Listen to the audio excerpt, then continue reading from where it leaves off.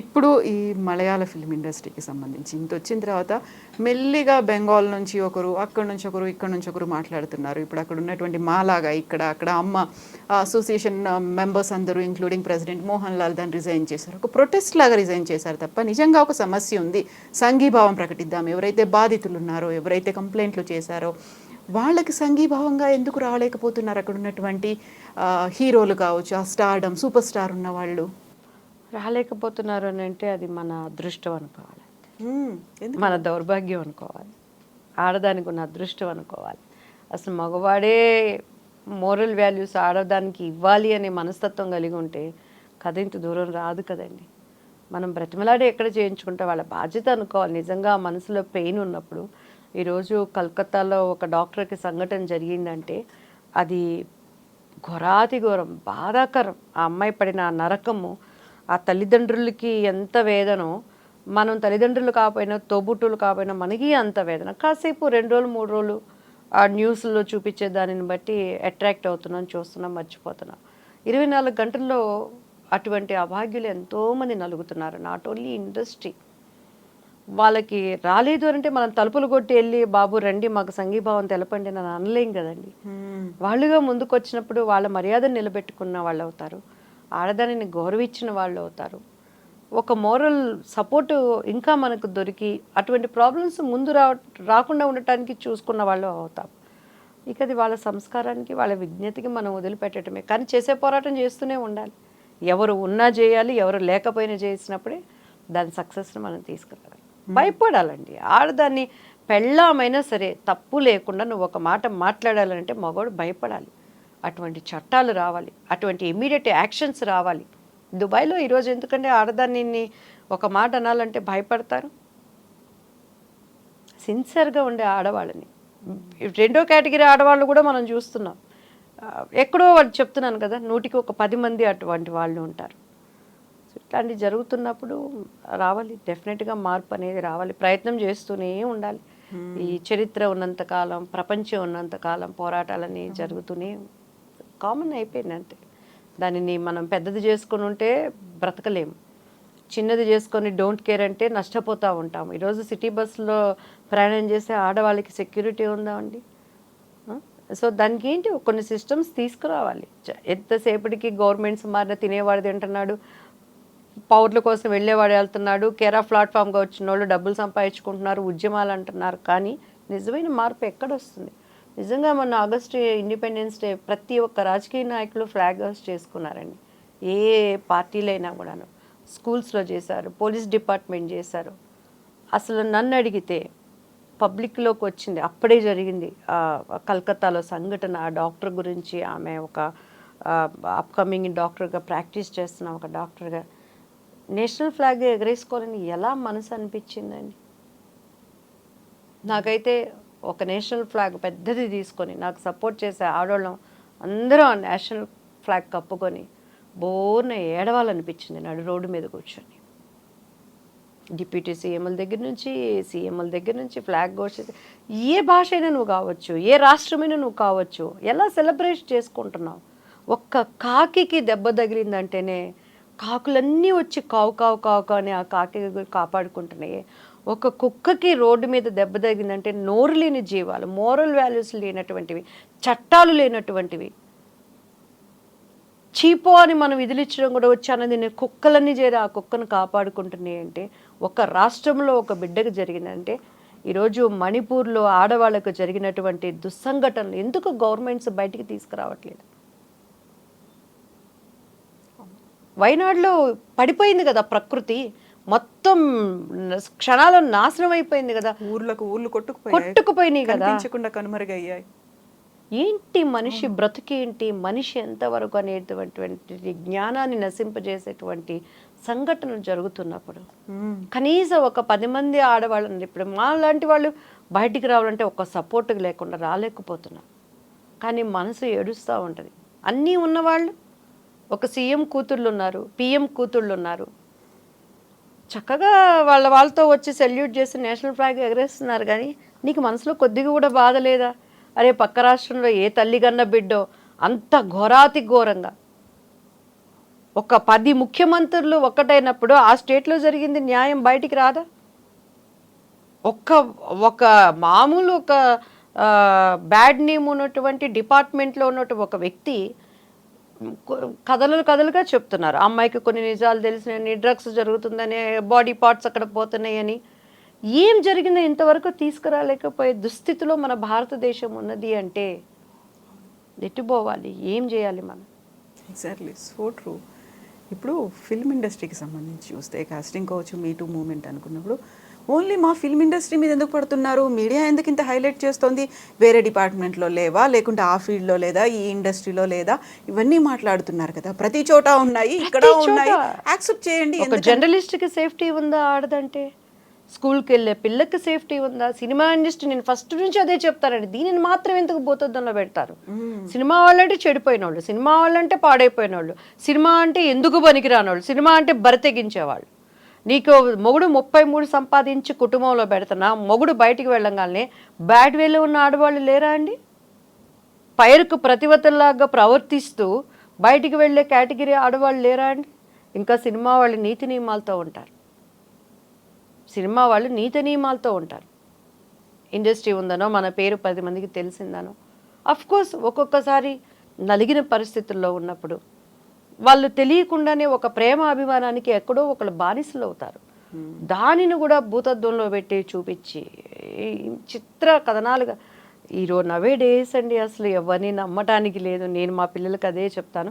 Course వాళ్ళు నాకన్నా కూడా 1000 టైమ్స్ ఒక్కొక్కసారి మా బాబు నాకు నాన్న, మా పాపని నాకు అమ్మ అనుకుంటాను.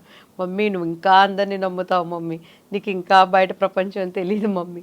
చాలా నాకు వాళ్ళు సెక్యూర్డ్గా చెప్తా ఉంటారండి.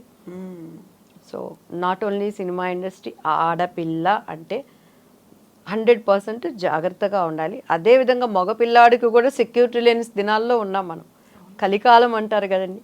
సో అటువంటి దినాల్లో ఉన్నాం. ఎటువంటి పరిస్థితులైనా ఎదుర్కోవటం నేర్పించాలి.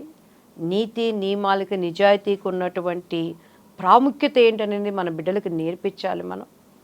అండ్ వాటితో పాటు మనం అటువంటి కట్టుదిట్టాలు ఉన్నప్పుడు మనకి తెలియకుండానే మనకి పేరు ప్రతిష్టలు ఎట్లా వస్తాయి అనేది కూడా మన బిడ్డలకు మనం నేర్పించాలి.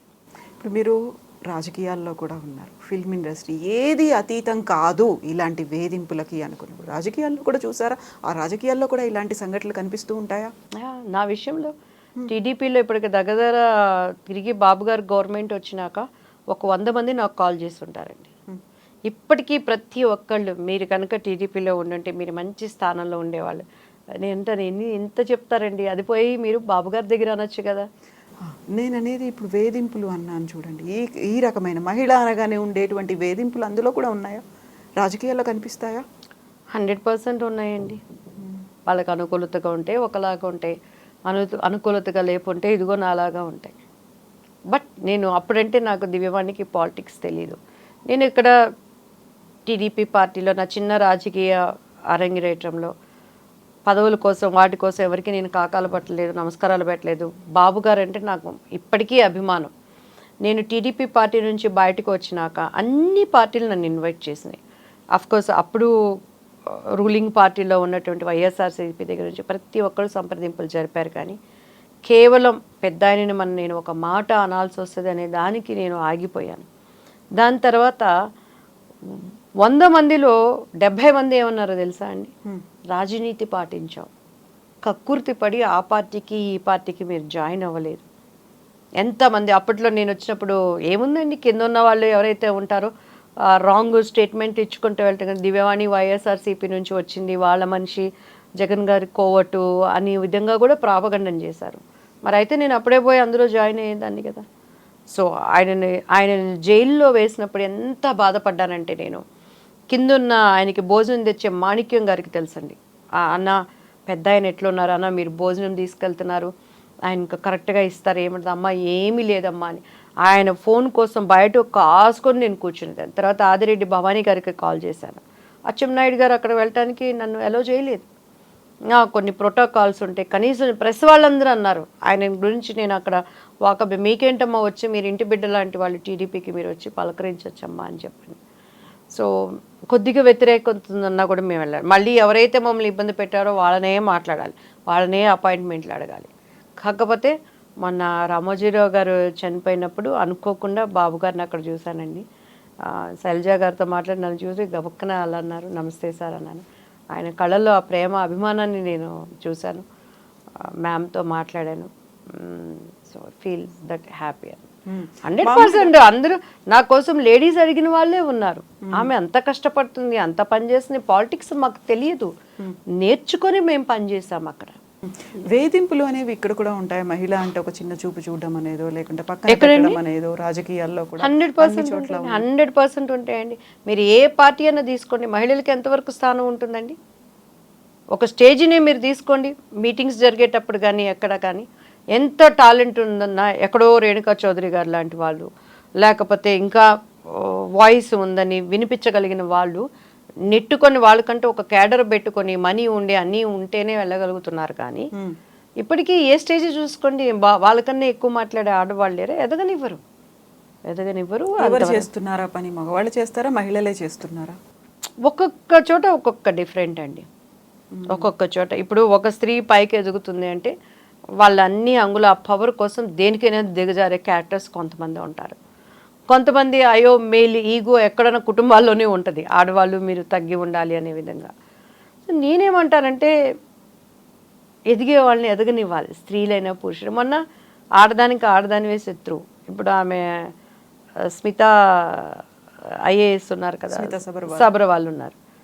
ఆమె మాట్లాడింది అసలు ఎంత బాధాకరం అనిపించిందండి ఆడవాళ్ళకి కానీ దివ్యాంగులకి, మానసికంగా బాధపడే ఎంత ఒక ఆమెకున్న స్థానంలో ఆమె అసలు కామెంట్ చేయదగున.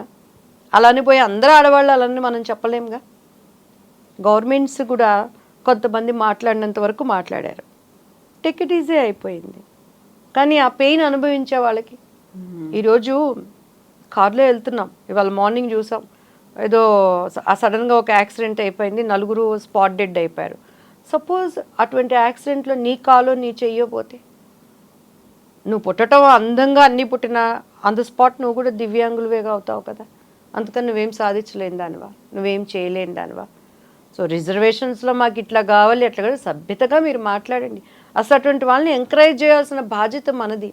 ఎంతమంది నాకు వాళ్ళు కాల్ చేసి అమ్మ మీరు రండి, అక్క మీరు పార్టీ తరపున మీరు మాట్లాడండి, మీ వాయిస్ కూడా వినిపించండి అని అంటే, అసలు మా వాయిస్ వినిపిద్దామంటే కాంగ్రెస్లో చేరినాక ఇంతవరకు ముఖ్యమంత్రినే నేను కలవలేకపోయాను.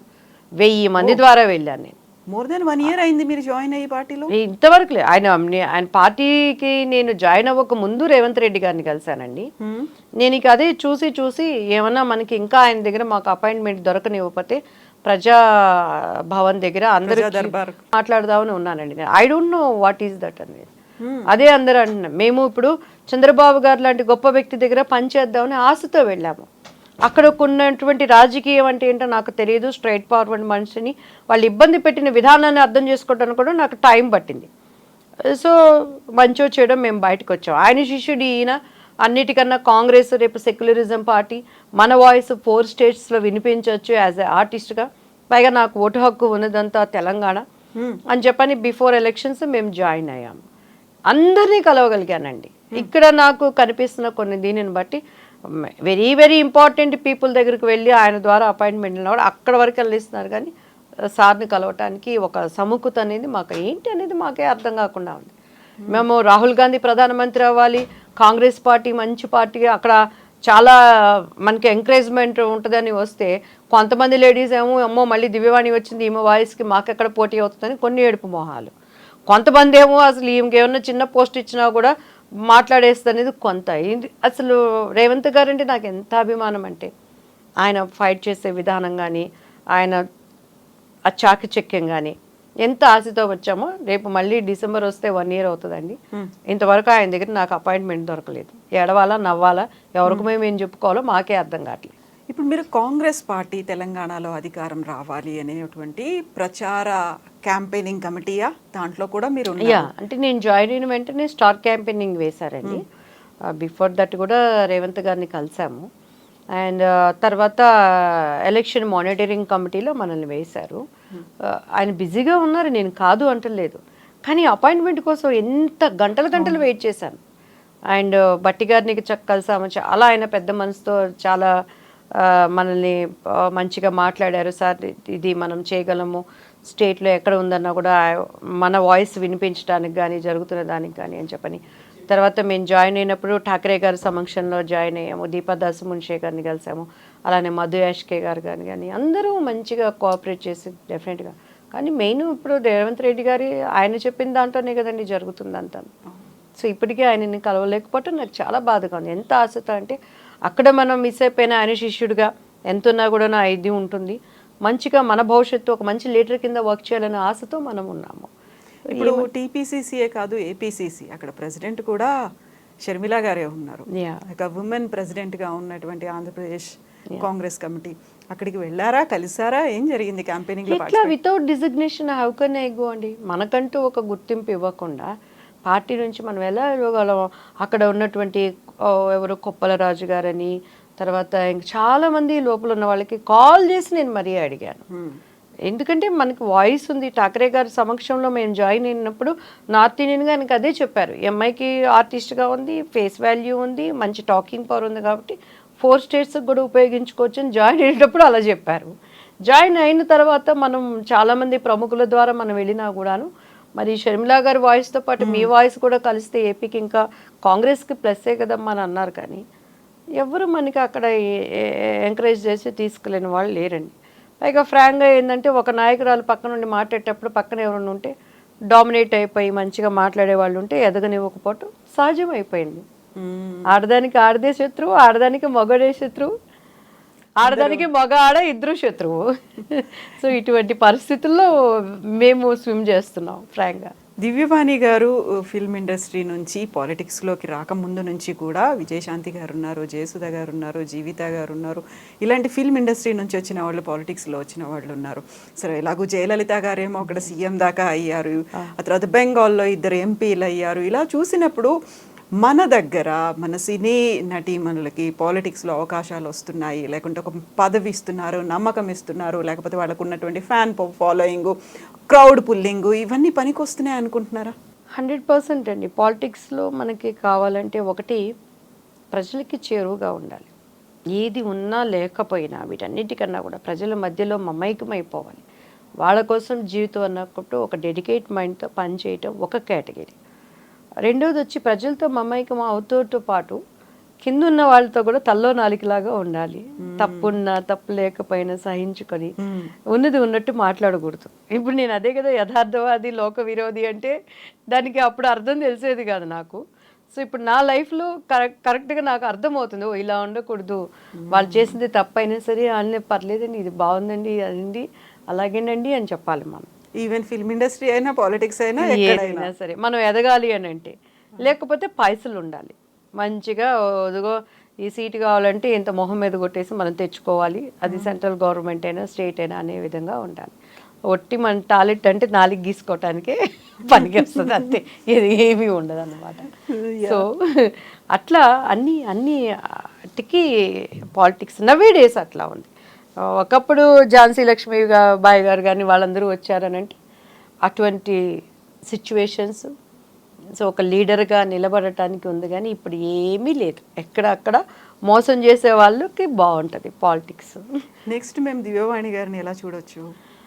ఫిల్మ్స్లో కావచ్చు, పాలిటిక్స్లో కావచ్చు. 100% అండి. ఇప్పుడు సినిమా ఇండస్ట్రీ కూడా నవే డేస్ మేము వెళ్ళి మా స్థాయికి పోయి దిగజార్చుకొని క్యారెక్టర్స్ ఆడుకోలేము. అండ్ రెండోది వచ్చి కాంప్రమైజ్ అసలు అవ్వలేము. ఇప్పుడున్న జనరేషన్ చాలా భయంకరంగా ఉంది. వయసు వావి వరుసలు ఏమీ లేవు, అన్నీ మనకి కళ్ళతో తెలిసినా కూడా. సో మేమే ఓన్ ప్రొడక్షన్ చేయడానికి వీఆర్ ప్లానింగ్ అండి.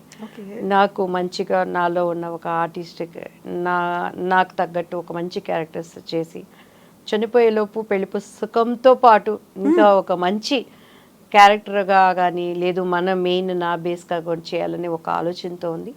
నాకు మంచి ఒక కుటుంబ సన్నిహితమైన టీంని దేవుడు నాకు ఇచ్చాడు. వీఆర్ మంచి గుడ్ ఫ్రెండ్స్ ఉన్నారు. సో వాళ్ళతో సైమల్టేనియస్గా సినీ ఇండస్ట్రీలో చేయాలనేది ఒక ఆశ. ఒక్కసారి ఏముందండి, ఒక సినిమా సక్సెస్ కొట్టిందంటే మళ్ళీ అందరూ ట్రాక్లో పడుతుంది. సో ఆ ఆపర్చునిటీ కోసం ఐఎమ్ వెయిటింగ్ అనమాట. అండ్ రెండోది వచ్చి పాలిటిక్స్లో మాత్రం నాకు సంఘటనలు ఏమైనా, అక్కడున్న అధికారులు ఏమైనా, నాలో నీతి నియమాలు ప్రజలకి చేరువుగా ఉండాలనే మనసు నాకు ఉన్నప్పుడు దేవుడు తప్పకుండా నాకు ఒక రూట్ ఇస్తాడనేది నా ఆలోచన. అండ్ కొంచెం పిల్లల చదువులు దీనిని బట్టి నేను ప్రజల మధ్యలోకి వెళ్ళలేకపోతున్నాను. డెఫినెట్గా ఇటు తెలంగాణ కానీ ఏపీ కానీ చాలామంది ప్రజలు మనకి కాల్ చేసి, మ్యామ్ మీకోసం మేమున్నాం, మీరు ఏ నిర్ణయం అంటే ఆ నిర్ణయం అనే దానికి గొప్ప ఇంకొకటి ఏంటంటే లేడీస్ అండి. పెట్టుకున్నారు దివ్యవాణి. ఆడదానికి ఆడదాని శత్రువు అంటారు. నా విషయంలో మాత్రం అది విరోధంగా చాలామంది లీడర్స్ అయ్యే కెపాసిటీ ఉన్నవాళ్ళు కూడా, అమ్మ నీ మంచితనానికి మేము ఉన్నామని నాకు సపోర్ట్ చేసే ఉన్నాళ్ళు తప్పకుండాను. అది కులాలకి, మతాలకి, రాష్ట్రాలకి అండ్ పార్టీలకి అతీతంగా ఏ పార్టీలో ఉన్న ఆడదానికి అన్యాయం జరిగినా, ఏ మతంలో ఉన్న వాళ్ళకి అన్యాయం జరిగినా ఒక టీం వర్క్గా వెళ్ళి న్యాయం కోసం పోరాటం చేస్తే, ఈరోజు నాకు నేనున్న పార్టీలు నాకు పట్టం కట్టకపోవచ్చు, నేనున్న పార్టీలు నాకు ఒక అధికారాన్ని ఇవ్వకపోవచ్చు, కానీ ప్రజల గుండెలలో చేరువుగా ఉండాలనే దానికి మాత్రం అనుక్షణం నేను కష్టపడతానండి. ఎందుకంటే ఈరోజు నా బిడ్డకు ఆ కష్టం రాకపోవచ్చు, కానీ ఆ కష్టంలో ఉన్న ఒక బిడ్డను ఆదరించి నిలబెట్టగలిగానంటేనే అది నాకు నా మనసుకి ఎక్కడ లేని తృప్తినిస్తుంది. సో అటువంటి దానికోసం మంచి మనసున్న మనుషుల కోసం అండ్ మాకు సపోర్ట్ చేసే వ్యక్తులు కూడా కావాలి. ప్రతిదీ ఈరోజు ఆర్థికంగా కూడుకున్నది. ఒక 10 మందిని నాతో పాటు తీసుకువెళ్ళాలంటే వాళ్ళకి కాఫీలు, భోజనం ముట్టి కొన్ని రోజుల వరకు నేను చేయగలను. సో ఎంతోమంది ఎంతెంతో డబ్బులు పబ్బులకి వెళ్ళి రాంగ్ రూట్లో ఉండి ఖర్చు పెట్టుకొని వేస్ట్ చేసుకుంటున్నారు. సో నేను దానికి కూడా ఒక టీంని సిద్ధపరచుకొని మమ్మల్ని నడిపించే వాళ్ళు ఉండటానికి కూడా వీఆర్ ప్లానింగ్ సూన్. అటువంటి దానిని కూడాను అది ఏ రాష్ట్రమైనా ఎక్కడున్నా కూడా వెళ్ళి చేయటానికి నా శక్తి ఉన్నంత వరకు. ఎందుకంటే దేవుడు నాకు ఐఎమ్ అచీవ్ ఎవ్రీథింగ్. బిడ్డలు పెద్దవాళ్ళు అయ్యారు, దేవుడు కృపను బట్టి వాళ్ళు మంచి స్థానంలో ఉన్నారు. సో చేయాలనేటువంటిది ఒక ఆలోచన ఉంది. దానికి మెల్లమెల్లగా నడకలు నేర్పడానికి ప్రయత్నం చేస్తున్నాను. అండ్ ఉన్న టీంను కూడా ఫిల్టర్ చేసుకోవాలి. సో మన వెనకాలే ఉండి ఎవరి స్వభావం ఎట్లా ఉంటుందో మనకు తెలియదు. ఒక సమిష్టి కృషిగా నేను చేయాల్సిందాన్ని. గాంధీ గారు లాంటి వాళ్ళకే పక్కన గాడ్సేలు ఉన్నారు. I'm nothing in front of him కదండి. ఇప్పుడు దేవుడు అన్నారు, మతము అన్నారు, ఇవన్నీ అయిన తర్వాత సడన్గా అప్పటిదాకా ఉన్నటువంటి దివ్యవాణి గారు చాలా పూజలు కనిపించాయి సినిమాల్లో, ఇవన్నీ సడన్గా పోయి క్రిస్టియానిటీలోకి వెళ్ళారు. మీరే వెళ్ళారా, ఎవరైనా తీసుకెళ్లారా? హస్బెండ్, ఫ్యామిలీ ఏంటి అసలు మీతో పాటు ఎలా వచ్చేసారు అందులోకి? అట్లేం లేదండి. బైబుల్ ఈజ్ ట్రూ అంతే, నేను నమ్మాను.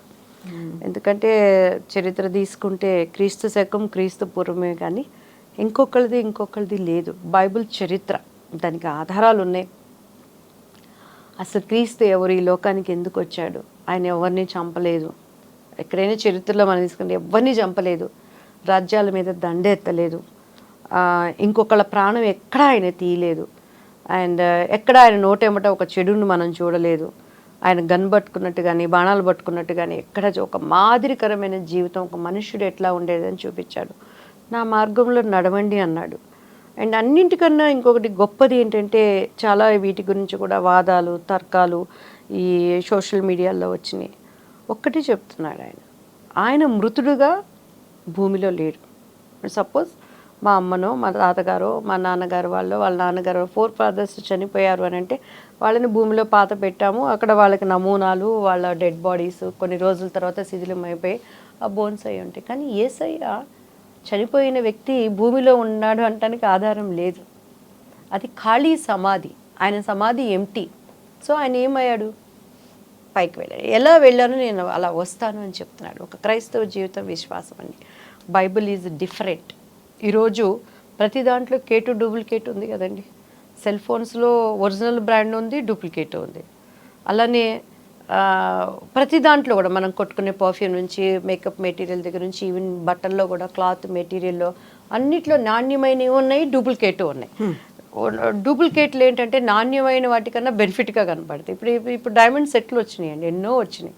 ఒరిజినల్ డైమండ్ కన్నా పిచ్చివే డైమండ్ కన్నా ఇంకా ఎక్కువ ఉన్నాయి. అందుకేనా హిందూ మతం కంటే ఇంకా క్రిస్టియానిటీయే గొప్పది అనిపించింది? మీ హిందూ కాదు ఇటువైపు వెళ్ళాలి అనేది? నేను హిందూ కాదు, నేను హిందూ. క్రీస్తుని నా స్వరక్షడిగా నేను అంగీకరించాను. భారతదేశంలో నేను పుట్టాను అంటే క్రీస్తుని అంగీకరించిన మాత్రాన నేను హిందూని కాకుండా పోతానా? బట్ పూజలు చేస్తారు, ఏ పూజలు చేస్తారు? మీకు ఒక చిన్న ఎగ్జాంపుల్ చెప్తానండి. నేను కాంగ్రెస్లో జాయిన్ అయిన తర్వాత ఇప్పుడు ఆయన ఆయన పేరు కుసుమ్ కుమార్ గారు, జెట్టి కుసుమ్ కుమార్ గారు. ఆయన కేజీఎఫ్ అని ఒక కమ్మ సంఘాన్ని పెట్టారు. ఆ సంఘం పెట్టినప్పుడు చాలామంది నన్ను అడిగారు, ఒక చౌదరిగా దివ్యవాణి గారు మీరు కూడా అక్కడ ఉంటే మీరు బాగుంటుందండి అని చెప్పని. సో కొన్ని పరిస్థితులను బట్టి కుసుమ్ కుమార్ గారిని ఆయన కూడా మా తెనాలి. సో ఆయన నేను కలవలేకపోయాను. తర్వాత ఆన్ టైము ఆయన చేస్తున్నప్పుడు నేను కలిశాను ఆయన్ని. ఏంటమ్మా దివ్య పార్టీలు అంటే సో అండ్ సో అండి అని మొత్తం నేను చెప్పుకొచ్చాను ఆయనకి. యాజ్ ఎ ఫెమిలియర్గా ఆర్టిస్ట్గా దీంట్లో యాంకరింగ్ కానీ మొత్తం మీరు పార్టిసిపేట్ చేద్దరు కానీ బాగుందమ్మా అని అన్నారు. నేను అక్కడ కూర్చుండగానే టీడీపీలో ఒక ఇంపార్టెంట్ వ్యక్తి, అదే ఎవరంటే టీడీ జనార్దన్ గారికి కాల్ వచ్చింది. నేను అప్పటికి జరిగిందంతా ఆయనకి సింపుల్గా చెప్పాను. ఇద్దరు సీఎంలు వస్తున్నారు, ఇటు రేవంత్ రెడ్డి గారు కానీ TV5కి అంతా మాట్లాడతారు. మా ఎదురుగా నేను మా పాప వెళ్ళాము. నేను వచ్చేసినాక అక్కడ ఏం డిస్కషన్ జరిగిందో తెలీదు. నాకు ఫోన్ లేదు, అట్లీస్ట్ నాకు ఒక ఇన్విటేషన్ లేదు. ఆయన నేను రేవంత్ గారితో నేను మాట్లాడిస్తానమ్మా అని చెప్పారు, ఫోన్ అవాయిడ్ చేశారు. ఏమనుకోవాలండి? మీరు KGF దాన్ని అటెండ్ అవ్వలేదు అసలు మాకు ఇన్విటేషనే లేదు. కూర్చోబెట్టి అంత మాట్లాడిన వ్యక్తి అట్లీస్ట్ రామ్మా అని కూడా చెప్పలేదు. చెప్పాను సార్ నాకు ఇంత స్ట్రెంగ్త్ ఉంది, చెన్నైలో ఉంది, చెన్నైలో ఆదిశేషయ్య గారు ఉన్నారు, మీకు ఖమ్మం అనుకుంటే అంత ఆయన మమ్మల్ని పిలవనంత మాత్రాన నేను కమ్మదాన్ని కాకుండా పోనుగా, అదే కమ్మ రక్తం నాలో లేకుండా పోదుగా, అదే రోషం నాలో లేకుండా పోదు కదండి. ఎందుకు కన్సిడర్ అలానే ఎందుకు చెప్తున్నాను, I don't know. TDP network Babu గారి స్థాయికి ఆయన అలా చెప్పరు, లోకేష్ గారి స్థాయికి అలా చెప్పరు. కింద ఉన్న వాళ్ళు ఏంటి, అదే బ్రాండు అదే వాళ్ళు. ఇక్కడే అమ్మాయి ఎక్కడ ఎదుగుతుందో ఎదుగుదల లేకుండా చేయడానికి. ఈరోజు రోజా టీడీపీ నుంచి బయటకు వచ్చినాక ఇష్టానికి మాట్లాడినది ఎందుకు మాట్లాడింది, ఎదగనేదలని ఆపగొట్టవాలని. అఫ్కోర్స్ ఆమె కొంచెం చాలా ఎక్స్ట్రాడనరీగా సంబంధం లేకుండా కూడా ఆమె పిచ్చి పిచ్చి మాట్లాడింది. మేము ఇప్పుడు అలా మాట్లాడలేదే. మేము ఏ పార్టీలో ఉన్నా ఆయనకి ఇచ్చే మర్యాదని ఇచ్చాం. కానీ మా భవిష్యత్తును అణగదొక్కుతున్నారు. తొక్కు ఎంతవరకు తొక్కుతావు నువ్వు? బంతిని గోడకి ఎంత బలంగా కొట్టినా అది మళ్ళీ రివర్స్లో వచ్చి అంత నీకు తగులుతుంది. కానీ నేను దేవుడికే వదిలిపెట్టేసుకున్నాను, బాధపడ్డాను కొంచెం సేపు. అంత మాత్రం నేను కమ్మదాన్ని కాకుండా పోనుగా, నీలో ఉన్న బ్లడ్డే ఆ రోషం నాలో లేకుండా పోదుగా. ఎందుకు చెప్తున్నానంటే భారతదేశం నా మాతృభూమి, భారతీయులందరూ నా సహోదరులు. చిన్నప్పటి నుంచి మనం స్కూల్స్లో కూడా నేర్పించాం. నేను దేవుణ్ణి అంగీకరించినంత మాత్రాన నేను ఇండియన్ కాకుండా పోనండి. ఇప్పుడు మీరు క్రిస్టియానిటీలోకి అంటే ఆ మతాన్ని స్వీకరించారు కాబట్టి అది మతం కాదండి. దీంట్లోకి పిలవకపోవడానికి రీజన్ ఏంటని మీరు? ఇప్పుడు క్రైస్తవులు అనబడిన వాళ్ళు, పెద్ద పెద్ద పాస్టర్స్ బోధించే వాళ్ళు కూడా మత మార్పిడి అంటే ఎందుకు దానిని అంగీకరిస్తున్నారు, ఖండించలేకపోతున్నారు నాకు అర్థం కాదు. యేసయ్య ఎక్కడ నేను మతం అని చెప్పలేదు. I am the way, I am the truth, I am the life అన్నాడు. నేనే మార్గం, నేనే సత్యం, నేనే జీవం. ఆయన మార్గాన్ని నేను ఎంచుకున్నాను, ఆయన సత్యాన్ని నేను నమ్ముతున్నాను. ఆయనే సత్యం, ఆయన మాత్రమే సత్యం అనేది నేను నమ్ముతున్నాను. ఆయనే జీవం అన్నాడు. ఆ జీవం ఏంటి? ప్రతి మనిషి చనిపోవాల్సిందే. అగ్ని ఆరదు, పురుగు చావదు. ఆత్మకి చావు లేదు. రేపు నా ఆత్మకి నిత్య జీవాన్ని ఇచ్చేవాడు ఆయన అని అన్నాడు. కానీ ఆయన ఎక్కడైనా నేను ఒక మతం అని చెప్పారా అండి? క్రైస్తత్వం మతం అని ఎవరు చెప్పారు? అది మార్గం. ప్రతి క్రైస్తవుడు దాన్ని ఖండించాలన్న స్థితిలో ఉన్నారు. ఎందుకు ఒప్పుకుంటున్నారు దానిని? పెద్ద పెద్ద వాళ్ళు సంఘాలు పెంచుకుంటున్నారు, చర్చిల్లో విశ్వాసాలను కూర్చోబెట్టుకుంటున్నారు. కానీ అరే బాబు ఒక్క రోజున ఒక ధర్నా చేసి ఇది మతం కాదండి. నేను హిందువుని, నేను భారతదేశంలో పుట్టాను, క్రీస్తుని నా స్వరక్షకుడిగా అంగీకరించాను. అది కాదంటానికి ఎవరికి రైట్స్ ఉంది? ఇప్పుడు మీరు పూజలు చేస్తారా ఇంట్లో? ఇప్పుడు శ్రావణ మాసం పూజలు కావచ్చు, మిగతా పూజలు అంటే నేను క్రీస్తుని తెలియనప్పుడు నేను చేసేదాన్నండి. ఇప్పుడు చేయట్లేదు. అంటే ఎందుకు చేయట్లేదంటే సృష్టించిన సృష్టికర్తను మర్చిపోయి సృష్టాన్ని పూజించాల్సిన అవసరం నాకు లేదు. సృష్టికర్త ఇప్పుడు ఈ ఫోన్ని క్రియేట్ చేసిన వాడు ఒకడున్నాడు, వాడిని అప్రిషియేట్ చేయాలి. శాంసంగ్ కనుక్కున్నది ఎవరు, ఈ టెక్నాలజీ కనుక్కున్నది ఎవరు, దానికి ఆ బుర్ర పెట్టి ఉపయోగించిన వాడిని మనం మెచ్చుకుంటాం. కానీ శాంసంగ్కి నేను అవార్డు ఇవ్వను, శాంసంగ్ని నేను మెచ్చుకోను. ఇది జస్ట్ ఒక ఫోన్ మాత్రమే. అలానే జీవనదులని, చెట్లుని, భూమి ఆకాశాన్ని సృజించిన దేవాది దేవుడు ఒకడున్నాడు. ఆయనని నేను వర్షిప్ చేస్తాను. కానీ ఆయన వర్షిప్ చేసిన చెట్లని నేను ఎందుకు పూజించాలి? క్రిస్మస్ సెలబ్రేట్ చేసుకుంటారు, బాక్సింగ్ డే, క్రిస్మస్ అంటే క్రిస్మస్ సెలబ్రేట్ చేయమని బైబిల్లో ఎక్కడ లేదండి. మనకన్నా మనకి చాలా దేవతలు ఉన్నారు, చాలా నెలలో ఒక 10-15 మనం పండుగలు చేసుకుంటున్నాము. క్రైస్తవులకి ఈస్టర్ ఒకటి, క్రిస్మస్ ఒకటే ఉంటుంది. జస్ట్ అది ఒక క్రీస్తుని జ్ఞాపకం చేసుకోవటమే కానీ ఆయన పర్టికులర్ ఈరోజే ఇదే దినాన్ని పుట్టాడని బైబిల్లో ఎక్కడ లేదు. అంటే ఆమె గర్భాన్ని ఉన్నప్పుడు ఆ చలి జరిగింది, ఆమె తలదాచుకోవటానికి ఎక్కడ ఇది లేదు అనే ఒక సిమ్టమ్స్ని బట్టి దిస్ ఈజ్ క్రిస్మస్ అని అన్నారు. అది క్రీస్తుని జ్ఞాపకం చేసుకోవటం, మన పిల్లలు కూడా మరీ ఏమీ లేకుండా ఉండకూడదనే. కానీ వాట్ ఈజ్ క్రిస్మస్ యొక్క ఆంతర్యం ఏంటి? క్రిస్మస్ ప్రభుని ఆరాధించటం. దేవుడు ఇప్పుడు మీ ఇద్దరు పిల్లలు రాఖీ సెలబ్రేట్ చేసుకుంటారా? పాపు బాబా ఉన్నారు, పాప బాబు ఇద్దరు ఉన్నారు కాబట్టి. అంటే అందరూ కట్టుకుంటారని వాళ్ళు కట్టుకుంటారు. దీపావళి అంటే నేను క్రీస్తునకు ముందు నాకు చాలా ఇష్టం. అది వెలుగు, ప్రతి ఒక్కళ్ళ ఇంట్లో దీపాలు పెట్టుకొని చూస్తానికి ఒక అందంగా ఉంటుంది. క్రాకర్స్ కొద్దిగా మనకి ఆ సౌండ్స్ అవి కొద్దిగా ఇబ్బందికరంగా అనిపిస్తాయి, కానీ క్రిస్మస్ అలంకరణ. ఇప్పుడు ఏమైనా శ్రావణ శుక్రవారం వచ్చిందనుకోండి, ఇల్లు శుభ్రం పెట్టుకోవటం తప్పేముంది, ఇంటికి మామిడి తోరణాలు పెట్టుకోవటం తప్పేముంది, వేపాకులు తేవటం తప్పేముంది. అవన్నీ కూడాను సైంటిఫిక్గా కలిసి ఉన్నాయి. ముగ్గులు వేస్తారు ఇంటి ముందు, ఎందుకు వేస్తారు? అందులో ముగ్గులో అది ఉంటుంది కదండి, ఏమంటారు దాన్ని, బ్లీచింగ్ లాంటిది కలుస్తుంది. అది వేసినప్పుడు క్రిమి కీటకాలు ఇంట్లోకి రాకుండా గడపలకి పసుపు పూస్తారు. పసుపు కూరల్లో వాడుకోవట్లేదా? గడపలకు పూసే పసుపు అని చెప్పని కూరల్లో పసుపు వేయకుండా క్రైస్తవులు పసుపులు తినరా? కాళ్ళకి పసుపు రాసుకుంటే తప్పేముంది? రాసుకుంటారా ఏమండి? మీరు కాళ్ళకి పసుపు రాసుకుంటాను, గడపకి కూడా రాసి. మా ఇంట్లో గడపలకి రాస్తాను. అంటే బొట్టులు అవన్నీ పెట్టేంత ఓపిక లేదు, టైం లేదు. కానీ ఒకప్పుడు కుంకాలు అవి పెట్టేవారంటే యాంటీబయాటిక్ కింద వాడేవారు. మరి అటువంటిప్పుడు కాళ్ళకు పసుపు రాసుకుంటే తప్పు అంటే క్రైస్తవులు కూరలు వేసుకోవటం కూడా తప్పేగా. మూడాలు ఆచారాలు కాదండి. సో మనము ట్రూత్లోకి క్రిస్మస్ అంటే ఏంటి, ప్రభువుని ఎరగని వాళ్ళకి చెప్పటం, క్రీస్తుని ఆరాధించటం. ఒక వ్యక్తిని మనం ఆరాధిస్తున్నామంటే ఆ వర్షిప్ ఏంటంటే, మన వర్షిప్లో ఆయన దగ్గరికి మనం వెళ్ళిపోయినప్పుడు మనం చేసిన తప్పులేంటి, మనమేంటి, పరిపూర్ణంగా క్రైస్తత్వం అనేది ఒక్కటి నిమిషంలో జరిగిపోయేది కాదండి. మరణము వరకు నిరంతరం అది సాగేటువంటి ఒక ప్రక్రియ. ఇప్పుడు దేవుడి దగ్గర చర్చికి వెళ్తాను, కాసేపు ప్రేయర్లో ఉంటాను, వాళ్ళు చెప్పే మనసులో మాటలుంటాయి.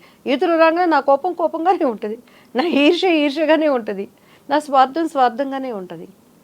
సో అందరూ ఆయన చెప్పినంత మాత్రం ఇది మతం కాదండి. నేను హిందూ, నా కులము యేసుక్రీస్తు వారికి కూడా యూదా రాజసింహ, ఆయన యూదుడనే ఒక గుర్తింపు ఉంది. దేవుడు నాకు ఇచ్చిన కులాన్ని నేను దాచిపెట్టుకోవాల్సిన అవసరం లేదు.